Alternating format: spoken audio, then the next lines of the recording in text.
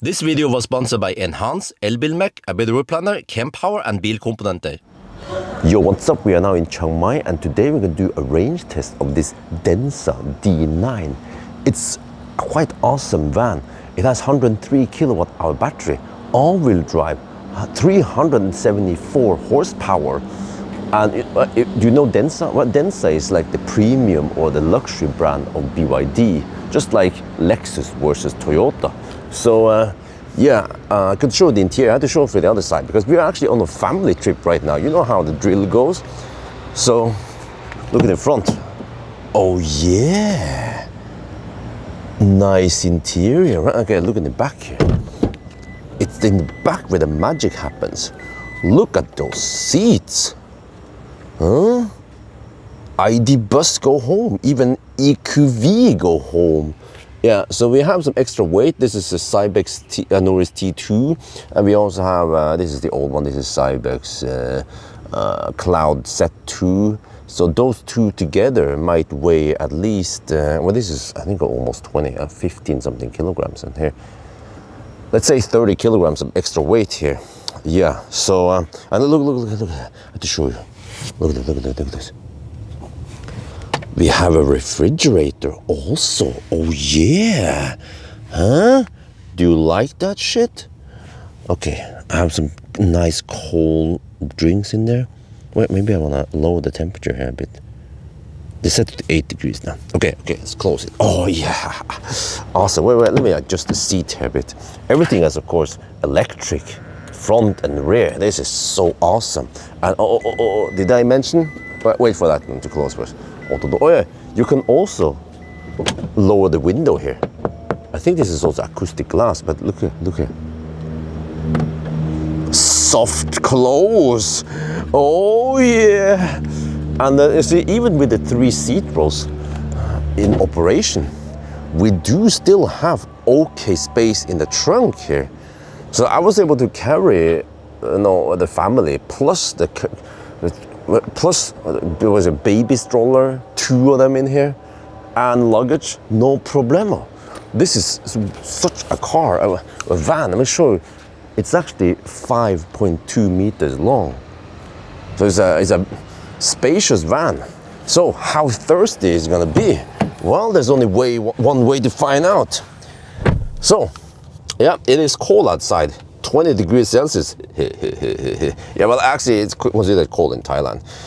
So I'm using, if you know BYD, this is pretty much BYD software anyway. So I'm using Eco mode. Okay, so there's a mode button over here. I'm not sure how important this is, but some people are, complaining about me. I didn't test Eco mode that much in the C-Line 7. Well, but you see, we have sport mode, Eco mode and normal. So actually, if you have it in Eco mode, you will have power limit to around 230 kilowatt. And then in normal mode, you have around 260 kilowatt. And then in sport mode, you unlock all the 299 kilowatt, at least in display. And then according to spec is 275 kilowatts. So I'm going to be using Eco mode then, because that's probably the one that saves the most energy. And as you guys know this is a Chinese car. It just has a rolling average. It doesn't have a trip meter. But when you shut down the car, you will see how many kilowatt hour and the distance you consume on the last run. So very important that we're gonna start and stop the car before we do the test. But also here we have car scanner showing some stats, state of charge, voltage. Yeah, this is 800 volt architecture.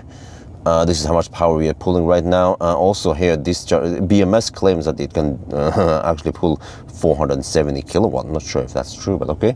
I mean, it's a big battery in a way. The battery is resting at 24 to 26 degrees Celsius. Yeah, I don't know what the heck this is, but it's just pulling. Okay, and then whatever. Accumulated discharge and charge. I'm not sure if that is correct, but at least what we see in the display here should be correct. So, okay, let's do all the preparation, and then off we go, and I'll show that it is actually 3 at night now. We have to run the test at night, otherwise there'll be way too much traffic. Yeah, this is Thailand, Thailand only. All right, we're on the move. So, as usual, we drive this loop around the motorway, and this is somewhat a rough-ish concrete surface. So I have to cruise at 92 kilometers per hour to match 90 GPS speed. Yeah, and also display is kind of bright, but it is already at the lowest intensity. You can see it here. But that's just how it is with Chinese cars, right? So yeah, we just count now how many kilometers we drive. The loop I drive now is 33.6 kilometers, 33.8 kilometers. So, but yeah, at least now there's not much going on. We just drive this south loop first before we turn around. And this is quite annoying because I'm using auto steer now and adaptive cruise control, and you see that the road is straight. Okay, well, there's a few bumps and stuff, but that shouldn't matter too much. This would also happen on a road with smooth asphalt. But if we look at the power meter here, it goes in the jolts all the time. You see, like jumping up and down. You know how it is with BYDs, right? Well, this is no exception. You see, minus, and then it's like overcompensating, over nervous for trying to keep the set cruise control speed or something. But it is, instead of just finding the power it should need, it just goes up and down like that. You know, it's like bad algorithm program into these these cars, or they just drive like typical Asian drivers. Yeah, that might be it. But you know, the car is relatively smooth, but like the adaptive cruise control is doing this stuff. As you guys have seen, I've shown you also in the other BYDs. The C-Line 7 doesn't do this, maybe because it's on a new hardware platform or some shit, but here it does it all the time. And it's okay, now we go on this overpass, so there will be some uphill and then downhill, and then this happens all the time. It ruins it, you know, ruins its smoothness, because the car runs quite smooth. Okay, it has a bit of bounciness, but if I drive manually, I don't get this, you know. Only when I use adaptive cruise control. So when I actually drive with the family, I drive manually to get the smoothest ride. Otherwise, they'd be a bit dizzy. But when I do my Sunday drive in a couple of days now, then I kind of want to use auto steer, and then I have to deal with this, and maybe it will then ruin the efficiency slightly. There are some cones blocking. It seems like I cannot enter it. I cannot check the weight. Okay, I might be able to check the weight on the way back then to Bangkok. Well, we're almost done with the test. I mean, you see, there's freaking middle lane huggers and right lane huggers, even at night. I'm driving at only 90 kilometers per hour, and there's a dude cruising at around 70 kilometers per hour in the middle lane. You can imagine how it is even in the evening over here. But yeah, it's cold outside, 17 degrees. It seems like most of the time it's around 18 degrees Celsius. But I have to put HVAC at 27 degrees Celsius. It's just, you know, like Chinese cars, because if you have it at a lower temperature, it would be freezing cold in here. So 27 is okay-ish, but it's not soaking hot in here. It's just okay, you know, livable. All right, stop the car. 7.3 kilowatt hour. Okay, now we do the 120 test, and this is kind of weird because when we go at 120, it is 120 GPS speed. Maybe the tires heated up slightly, but for once we get quite accurate speedometer. 100. Okay, maybe I'll go 121 then on the speed though, and that should be 120. Yeah. So yeah, the previous round, it was the car was kind of thirsty, so 220 watt-hour per kilometer. Okay, it's cold outside, but what about now in the high-speed test? Will we hit 300 watt-hour per kilometer? Well, let's find out. Okay, I'm still running. Oh shit, it's kind of bumpy over here. The power jolts come up and down. Well, I should have to also change lane now, because we have again those middle lane huggers. So yeah,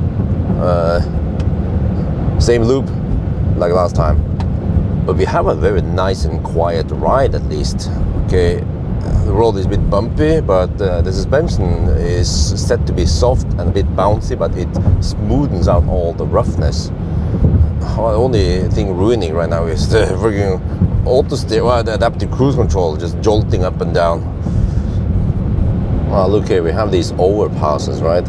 And when we drive fast now, the power jolting becomes even stronger and even more annoying.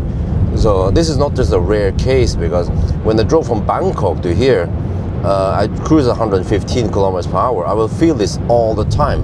Yeah, okay, it's not that strong this time, but I've seen that the power jolts at over 100 kilowatts, and then to -5 and then back to 80 kilowatt. Yeah, it is niche good. Well, how about this time? 9.9 kilowatt hour. Oh yeah, we're charging now, getting 114 kilowatt. You can see here. No Colgate here. Yeah, nice. This is the maximum for the charger, roughly. So I wonder how long we can get this speed, because normally if you charge at 166 kilowatt, it should throttle already at 52%. But now, since the battery is colder and the power is lower, then maybe we keep it for longer. It throttled at around 66%. Yeah, I'm not sure if because it's too cold or too hot or whatever, but that's pretty good. Yeah, and still taking 100 kilowatt, huh? Yeah, so the car is a bit thirsty, but remember that this is a van, so you cannot defy physics, right? Well, until Tesla makes a van, yeah. But okay, anyway, so I don't know exactly what the net capacity is. I've seen just gross capacity when trying to Google. So right now, my guess is 98 kilowatt hour. But eventually we'll find out, and in the table you will see then the measured kilowatt hour after the Sunday drive. But at least it should go around 450 kilometers roughly in the 90 test when it's cold outside. Yeah, no pun intended, in Thailand at least, when it's cold in Thailand. And then a little over 300 kilometers in the high-speed test. But I mean, it's a van, okay, maybe a van need 150 kilowatt hour battery, but as for now, it's just too expensive. So, but on the other hand, at least in Thailand, this is plenty, because normally when you drive, you usually drive in the daytime, and then it's 25 to 35 degrees outside, and then you have lower consumption. And in Thailand, you cannot drive too fast. Like 190, sorry, the 120 kilometers per hour test I did is almost irrelevant, because you can usually not cruise at those speeds. You can usually cruise at around 110 kilometers per hour on average only. But in Europe, okay, that's a different story. So maybe if this car ever comes to Europe, maybe it will come with a bigger battery, I'm not sure, or yeah. But at least, you know, it can take 166 kilowatt quite flat until 50%. So that's pretty good. Actually, it might even be better, because over here it throttle maybe because of thermal. And you guys know that BYD cooling, battery cooling might not be the best. So in Europe, it might actually be better if we are able to test it in Europe one day, yeah. But eventually I need to test the Seeker 009 and also the Xpeng X9, but I'm running out of time on this trip. We're actually going home in less than 10 days, so unfortunately we cannot test it now. But I tested this, and it is a nice van, yeah. Way nicer, way more luxury than that Maxus Mifa 9, and also, sorry Mac, better than Mercedes EQV, better than eVito, and better than Volkswagen ID Bus. So yeah, actually per definition now, this is the best van I tested so far. So that's gonna be it for now. Hope you guys enjoyed this video. As always, thank you for watching, and talk to you later.